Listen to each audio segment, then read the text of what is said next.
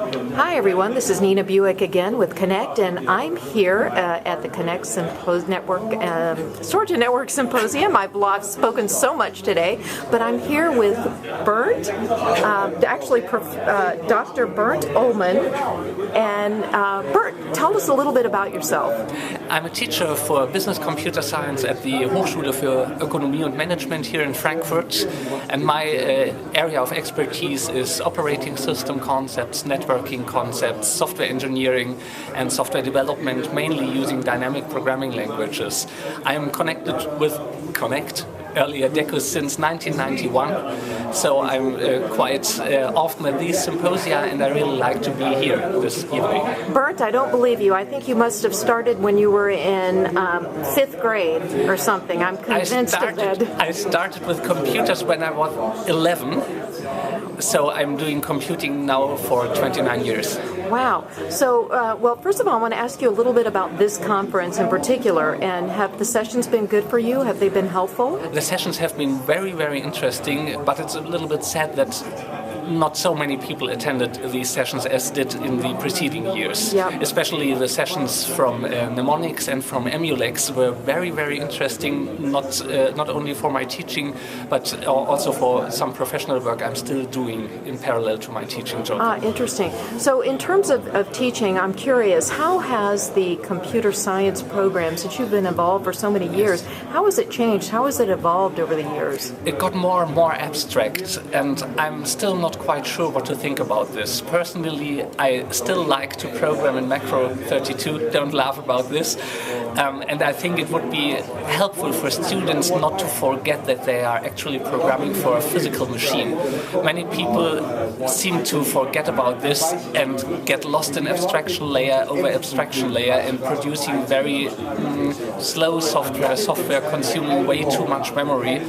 So I'm not too happy with the current development, especially in the education business, because we don't have the time to teach people about computer architecture in such a detail which would be necessary to become a really good programmer.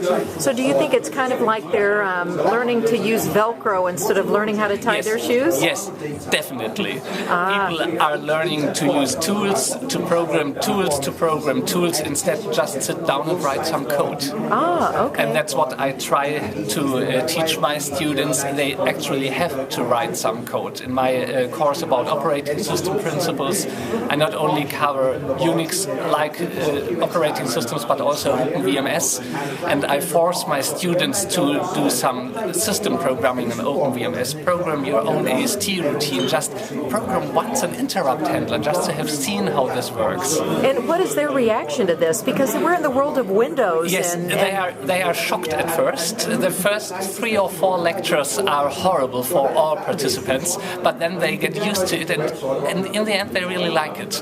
They see, oh dear, I can do so much with a couple of lines of cool code, while my colleagues who do the same thing in Java, they have produced something which takes 10 megabytes of memory, and my solution takes 1 kilobyte of memory. Oh, very good.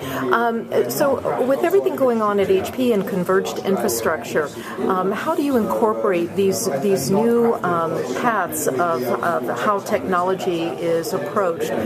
How do you handle that? How do you adapt to that in the teaching world? It's difficult. The main problem for me as a teacher is I don't have enough time to go into these details. I try to support my students to attend conferences like these, and last year we had quite a couple of students attending the Connect Symposium in Darmstadt. Unfortunately, this year this was not possible. That's a minus on this conference because it's too far away from the next university. Okay. If it were in Frankfurt or Darmstadt, it would be easy for my students to say, okay, I skip 1 or 2 lectures and just take a train, attend the symposium and drive back. But here it takes too long for them. Yeah, sure. And it didn't help that the road was closed in front of the not hotel. Really. It only helped me to get lost yesterday. Yeah, it took me 20 minutes to find another road. It helped us get lost, too. Yes. It helped us get lost. This is great. So one other question about technology. There's a huge also focus on business outcomes. So are they incorporating in your university, I know they're doing this in the U.S., but are they incorporating more business classes in the business of technology? It's a very notable change in education. Business outcome is on the top of the list, but to be honest, I refuse to take part in this. I still do my technical lectures and leave the business classes to people who are coming from the business area. I'm coming from the technical area. Yep, that makes sense. And how about social media? Social networking. I mean, that's part of everybody uses it. Our daily life. Today now. we had a really great talk from Oliver Bach about social media, social networks, and I see it day to day with my students. Everybody uses Twitter, Xing, Facebook, whatever, you name it. Sometimes it's funny, I get a message via Twitter from my own lecture. One participant in my lecture sends me a message, slow down.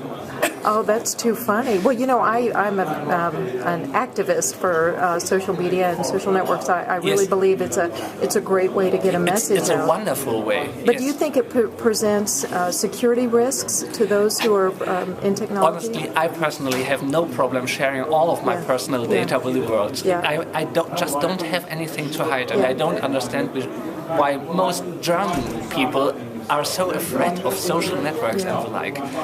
They decide what they make public, and they decide what not to make public. Sure. So just type my name in Google and you will find an incredible amount of hits, and they all point to me. Well, we'll have to connect to each other on Twitter and LinkedIn. Absolutely. Definitely. One last question. HP has a new CEO. If you had a few minutes with him, what would you tell him? What would you ask him? Personally, I would tell Mr. Apotheker that he should not forget his loyal OpenVMS customer base. During the last couple of years, it got harder and harder for VMS people to get really good support from HP. It looks like HP has forgotten about VMS. And as a teacher, I would like to see something again like DEC Campus. In the 1990s, Digital supplied universities with machines with licenses, and so got the students hooked to their machines. This was how I was introduced to OpenVMS, and that's all gone.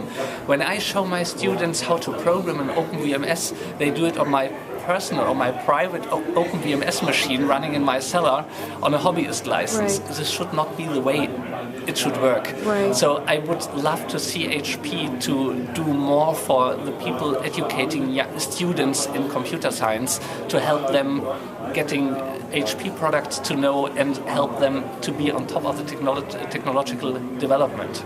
Yeah, well, I've noticed that there are several young people here, and I'm talking really young, under the age of 25.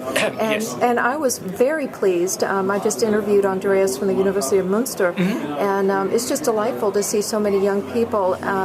Speaking of young people, Connect has instituted a scholarship, which we plan to make our first awards next year. What do you think about that? You think it's a good idea for us to do this? I think it's a great idea.